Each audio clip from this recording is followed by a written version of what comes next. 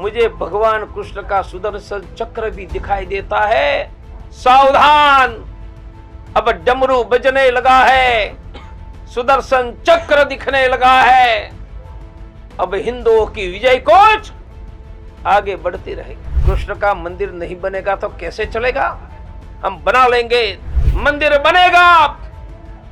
तुम चाहोगे तो भी मंदिर बनेगा, तुम नहीं चाहोगे तो तुम्हारी छाती पर पांव रखकर मंदिर बनेगा। हम काशी मथुरा भी बना ही लेंगे। 6 दिसंबर 1992 लगभग शाम 6 बजे का वक्त था और एक पत्रकार लिखते हैं कि उस शाम 6 बजे प्रवीण तोगड़िया और साथ में अशोक सिंघल वीएचपी कार्यालय में जश्न मना रहे थे। ये महज एक कहानी नहीं है, बल्कि वाकई एक घटना है जो सत्य में हुई और इतिहास में लिखी गई। और इस संघर्ष के बाद आपने कुछ दिनों पहले राम मंदिर प्राण प्रतिष्ठा देखी, लेकिन इस कहानी के पीछे जो सबसे बड़ा चेहरा माने जाते हैं प्रवीण तोगड़िया, वो हमारे साथ मौजूद है।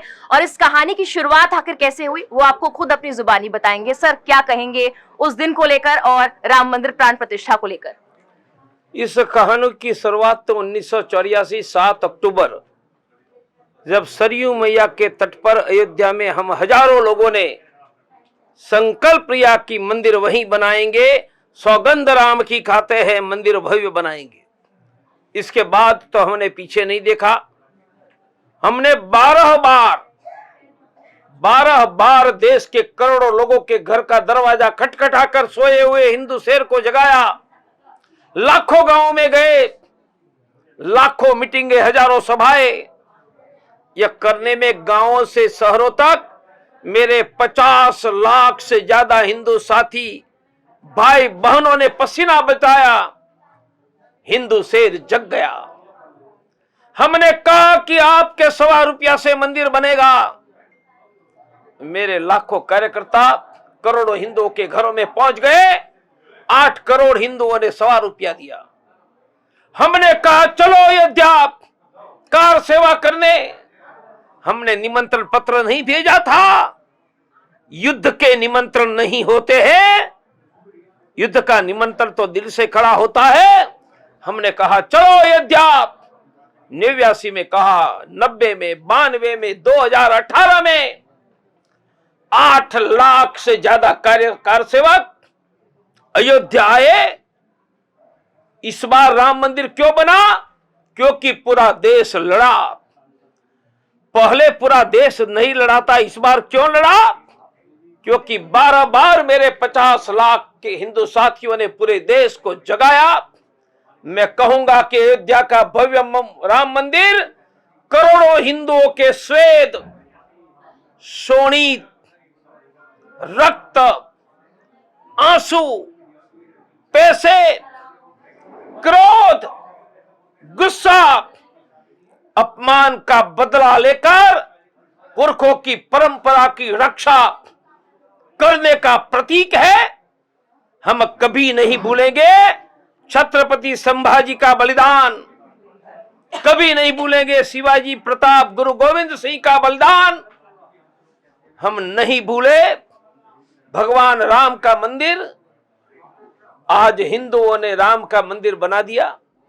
पहले मुझे सपने में राम का धनुष दिखाई देता था, अब कुछ दिनों में सपने में मुझे कान में डमरू की आवाज सुनाई देती है। जय जय श्री राम। बीच बीच में मुझे भगवान कृष्ण का सुदर्शन चक्र भी दिखाई देता है।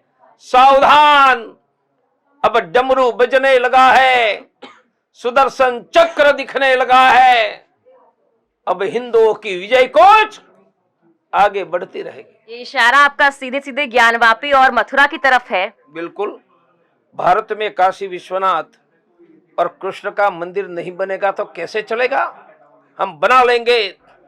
राम मंदिर बनाने के पहले 84 में हमने कहा था मंदिर बनेगा।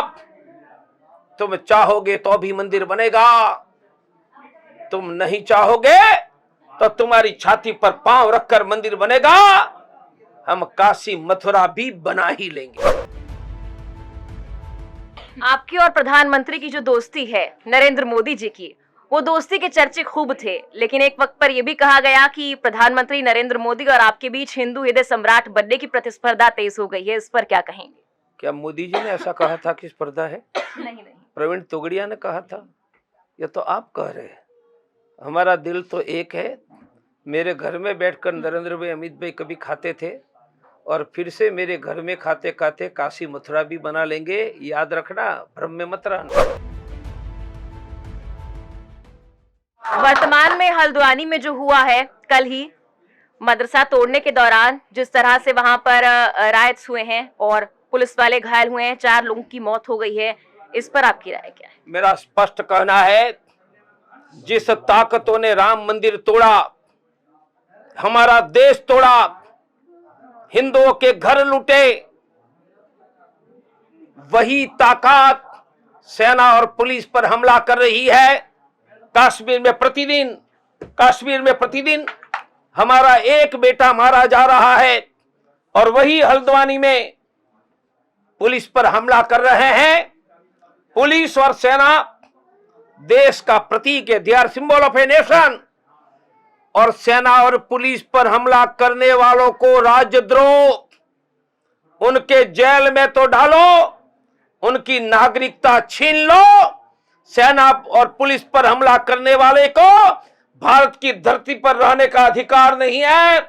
मैं भारत के देशभक्तों को आह्वान करता हूं, सेना और पुलिस के स्वाभिमान के लिए एक होकर सरकार के साथ खड़े रहो और सेना और पुलिस पर हमला करने वालों की नागरिकता छीनकर यह लोगों को भारत से बाहर करो। अब तो तुमने मर्यादा का उल्लंघन किया है। जो सेना पर और पुलिस पर हमला करता है, सुन लो, कल आपके घरों पर हमला करेगा।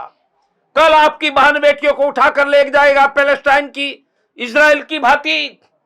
इसलिए सेना और पुलिस पर हमला बर्दाश्त नहीं होगा।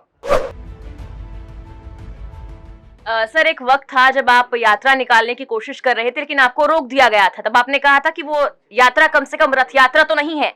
चलिए, वो तो पुरानी बात हो गई, लेकिन अब क्या ज्ञानवापी के लिए, मथुरा के लिए आपकी तरफ से कोई यात्रा निकाली जाएगी? कोई यात्रा नहीं निकाली जाएगी। पहले नरेंद्र भाई, अमित भाई, आनंदी बहन मेरे घर में आकर खाते थे। ऐसे मेरे घर में मेरी खेत की रोटी खाते खाते काशी मथुरा बिना यात्रा बना लेंगे। सुन लो, मंदिर तो बना ही लेंगे। धन्यवाद बहुत बहुत। तो ये हमारे साथ थे प्रवीण तोगड़िया, वीएचपी के पूर्व अध्यक्ष, और यहाँ एक कार्यक्रम में वो मौजूद थे और अपने विचार राम मंदिर से लेकर तमाम मुद्दों पर उन्होंने रखे हैं। फिलहाल के लिए मेरे साथ इतना ही। नमस्कार।